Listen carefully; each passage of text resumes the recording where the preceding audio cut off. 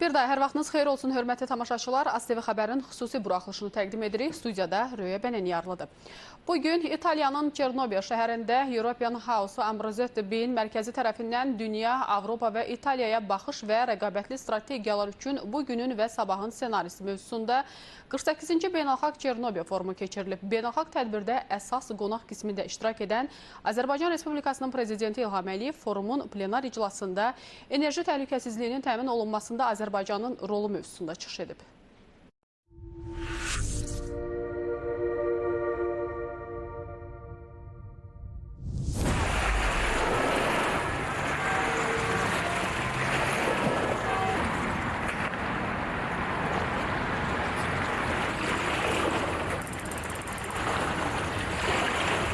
Çernobildəyik. Villa d'Este ənənəvi və sayca 48-ci forma ev sahibliyi edir. İtaliyanın bir nömrəli beyin mərkəzi olan European House AZTV tərəfindən təşkil olunan tədbirdə Prezident İlham Əliyevin çıxışı gözlənilir.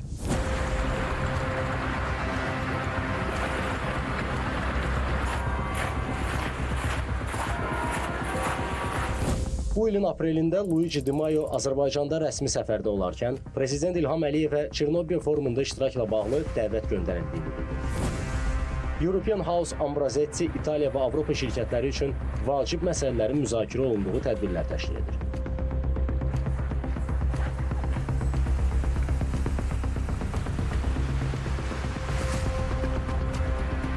You will see from the many speakers that there is a lot. Bu tədbirdə bir çox çıxışçılar makroiqtisadi trendlərə, həmçinin bunun siyasətə təsirinə diqqət çəkəcəklər. Məkan gözəldir. Bu, yay fəslindən sonra mövsümün ilk tədbiridir.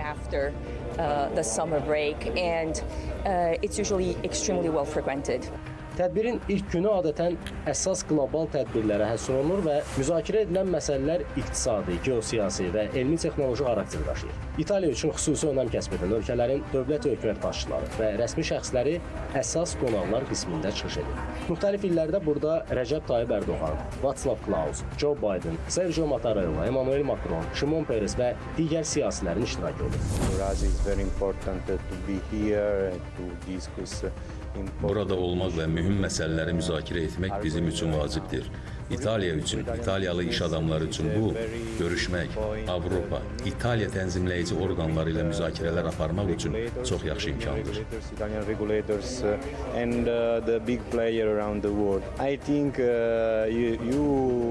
Düşünürəm ki, siz yaxın gələcəkdə böyük rol oynayacaqsınız. Çünki sahib olduğunuz enerji ilə siz hazırda Rusiyanın yaratdığı boşluğu doldura bilərsiniz.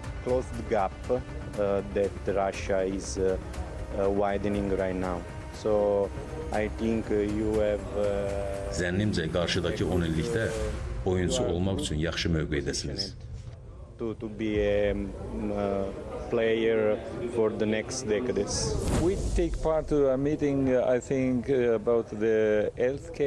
İki-üç ay bundan əvvəl Azərbaycanda səhiyyə ilə bağlı bir tədbirdə iştirak etdik. Biz bir çox ölkələrdə inkişaf etməkdə maraqlıyıq və hədəflərimizdən biri Azərbaycandır.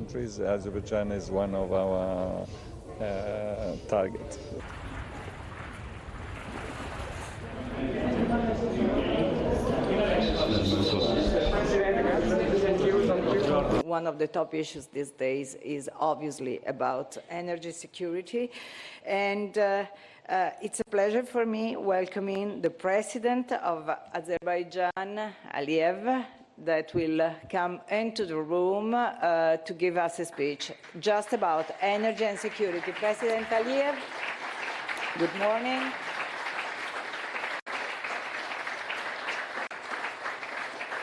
Good morning, welcome, buongiorno. Good morning, ladies and gentlemen. First of all, I'd like to express gratitude to the European House AZTV for inviting me to participate at this important event.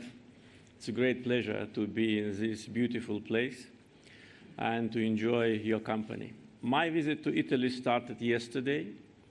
I visit your country quite regularly. Last time I was here on a state visit in 2020 when we signed a strategic document on partnership between Italy and Azerbaijan.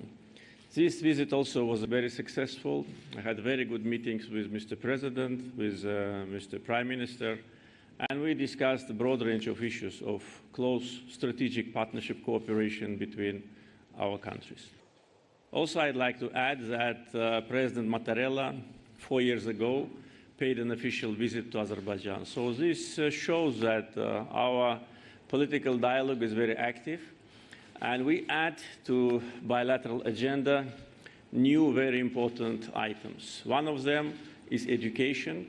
So we talked yesterday not only about energy issues, economic development, but also about education.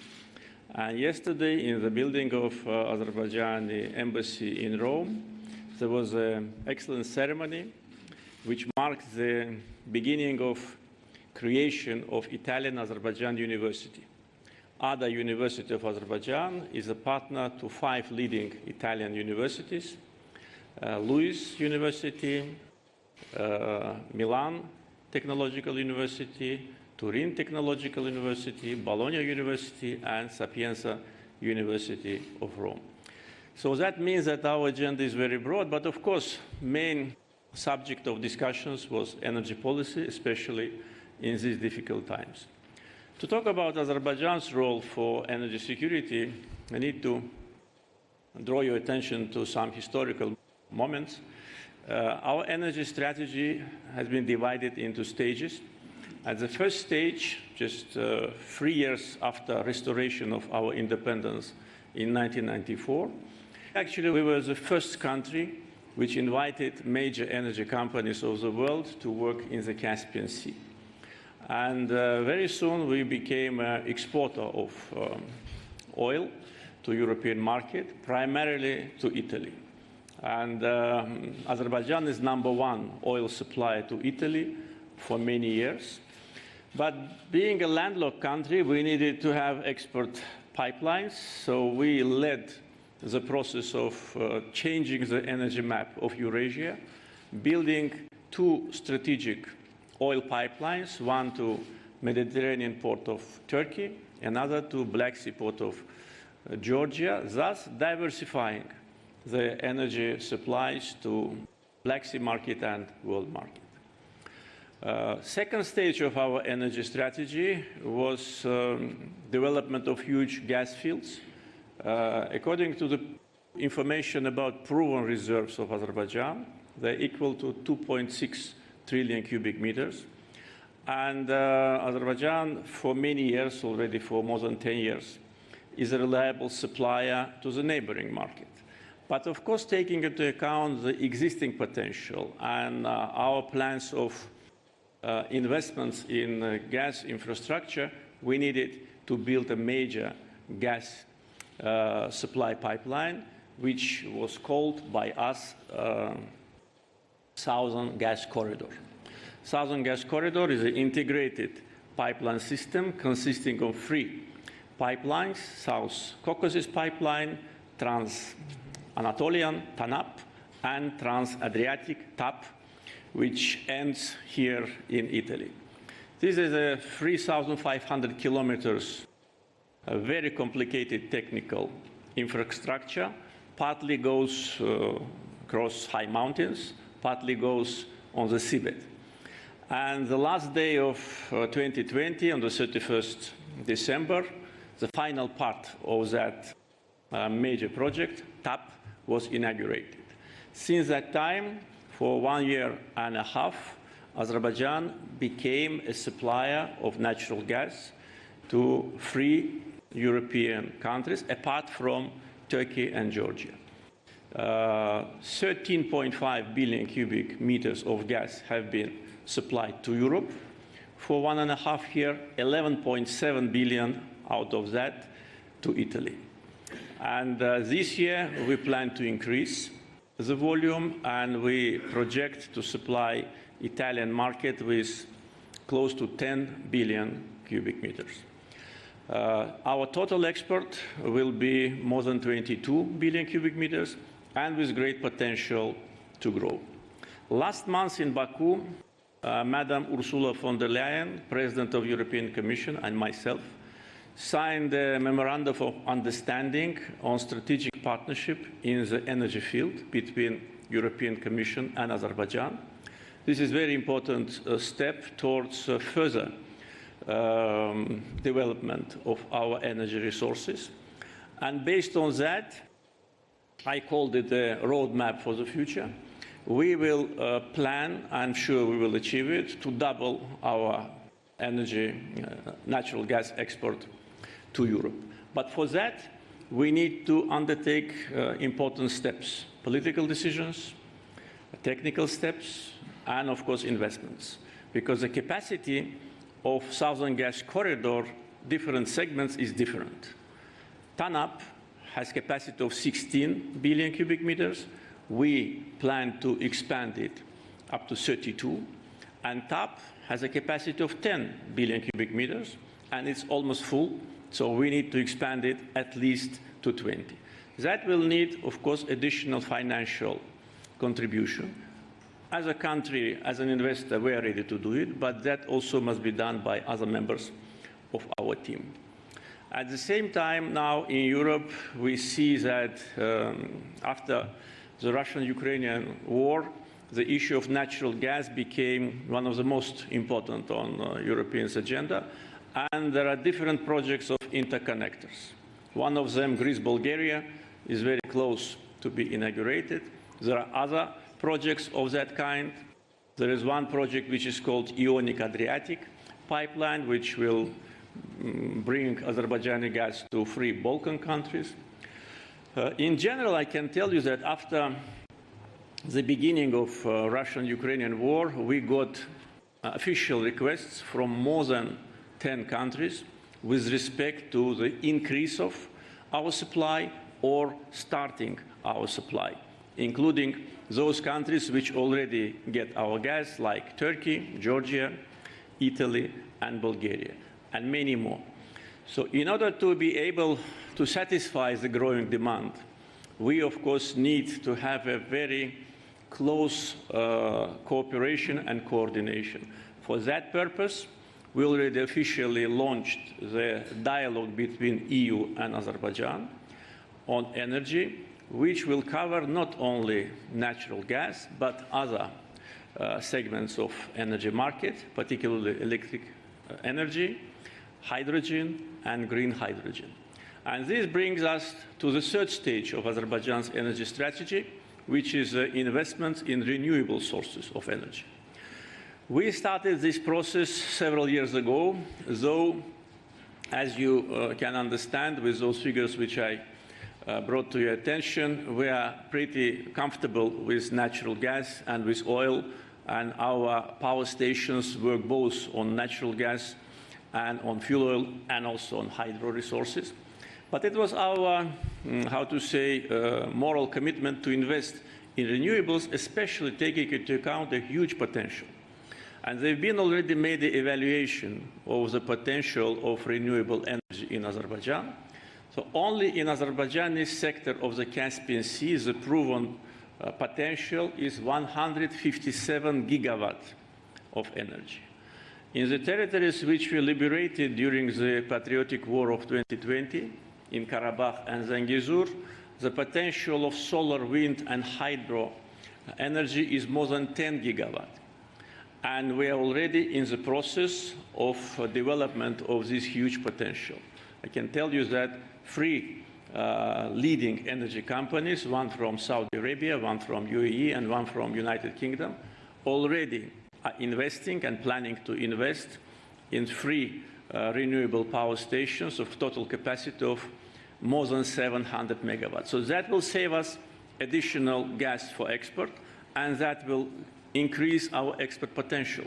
Today we are talking about how to bring our electric energy to Europe through existing line, which goes through Georgia, Turkey, Bulgaria, and further to Europe, or through new line, Zangezur corridor, which has a great potential also for alternative energy supply route. So these are basically 3 stages of our energy development, which today are, needed, not only in Europe, but on a broader market. and we are ready to do all what we can in order to satisfy the growing needs of our partners. It is clear that energy security is national security, and after the war in Ukraine started, it is clearer than ever before. So thank you for your attention, and once again, thank you for inviting me to attend this important event. Thank you, President Aliyev. Would you join me for a couple of questions? And thanks for your speech, because actually it's exactly in the middle of the issue here, because we're discussing in my country, all over Europe, the energy situation is at the key. But let me just ask you something. You know, there's a regional issue out there. And I couldn't just ask myself, listening to you, how difficult should it be being in the region, having historic ties to Russia, and try to figure out what's your own politics out there? How do you cope with that? That's difficult, no? It may seem difficult, but that's our history, that's our geography, and we live in this geography forever.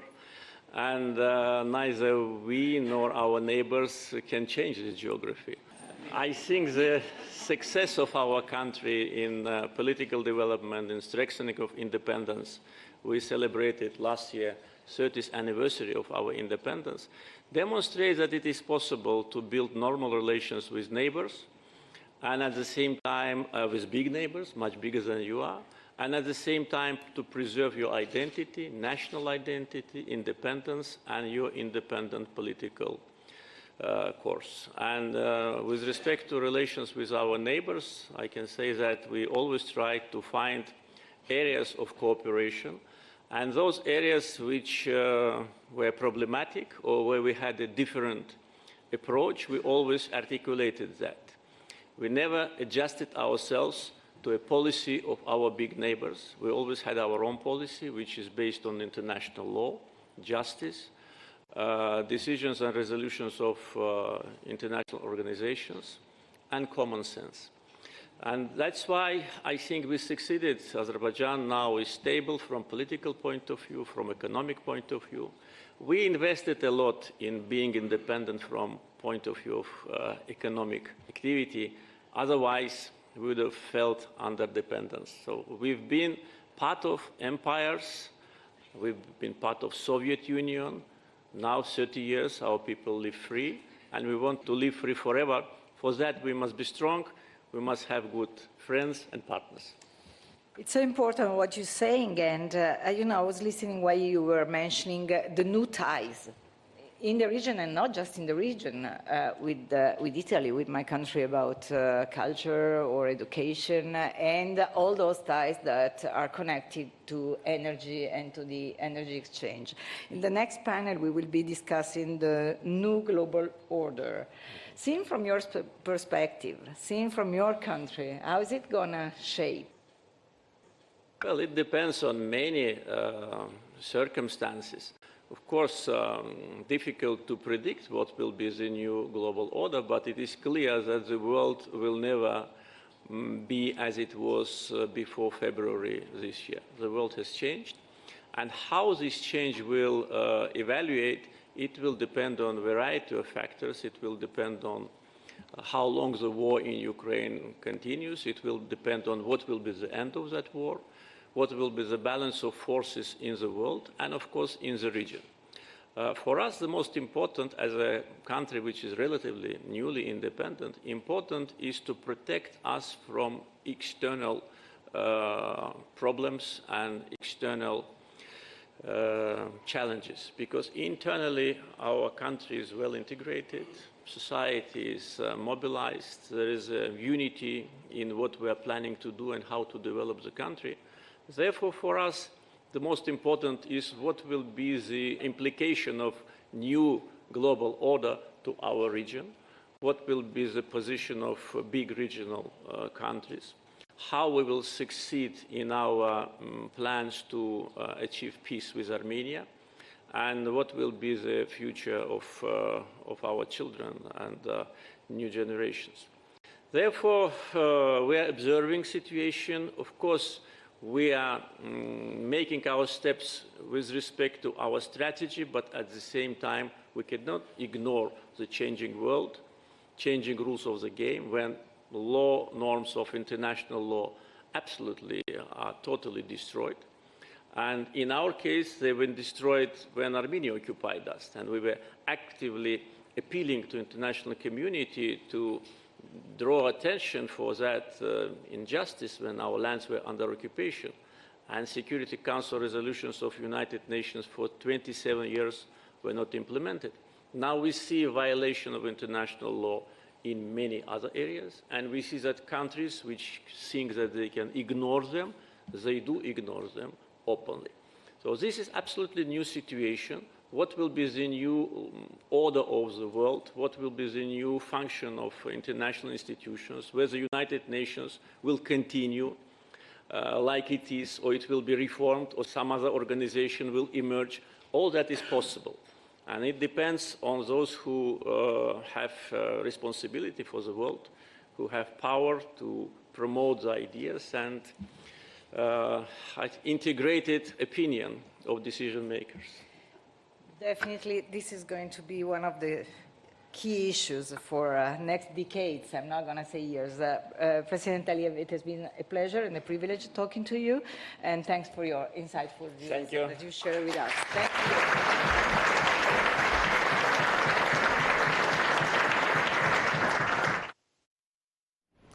Prezident İlham Əliyev bugün İtaliyanın Çernobıl şəhərində Səudiyyə Ərəbistanının investisiya naziri, Azərbaycan Respublikası ilə Səudiyyə Ərəbistanı Krallığı arasında hökumətlər arası müştərək komissiyanın həmsədri Xalid bin Əbdüləziz Əl-Fali ilə görüşüb. Xalid bin Əbdüləziz Əl-Fali Səudiyyə Ərəbistanının kralı Salman bin Əbdüləziz Əl-Səudun salamlarını və ərazilərimizin işğaldan azad edilməsi münasibəti ilə təbriklərini Prezident İlham Əliyevə çatdırdı. Dövlətimizin başçısı salamlara və təbriklərə görə minnətdarlığını bildirdi, onun da salamlarını Səudiyyə Ərəbistanının kralına çatdırmağı xahiş etdi. Nazir, işğaldan azad edilən ərazilərimizdə hazırda bərpa yenidən qurma işlərinin sürətlə həyata keçirilməsindən məmnunluğunu bildirdi. Söhbət zamanı iqtisadi əlaqələrin inkişaf etdirilməsi, o cümlədən Səudiyyə Ərəbistanının Aquapower şirkətinin bərpa olunan enerji sahəsində ölkəmizdə həyata keçirdiyi layihə, həmçinin enerji, xüsusilə neft-qaz sahəsində əməkdaşlıq barədə fikir mübadiləsi aparıldı. Bu ilin sonuna qədər Səudiyyə Ərəbistanının bir sıra şirkətlərinin və iş adamlarının işğaldan azad edilmiş ərazilərə səfəri barədə ilkin razılıq əldə olundu. Prezident İlham Əliyev sentyabrın 2-də Çernobıl şəhərində İtaliyanın Il Sole 24 Ore qəzetinin müxbiri Roberto Bongiorniyə müsahibə verib. Belə hörmətli tamaşaçılar, bu saat olan məlumatlarımız da bu qədər. Salamat qalın.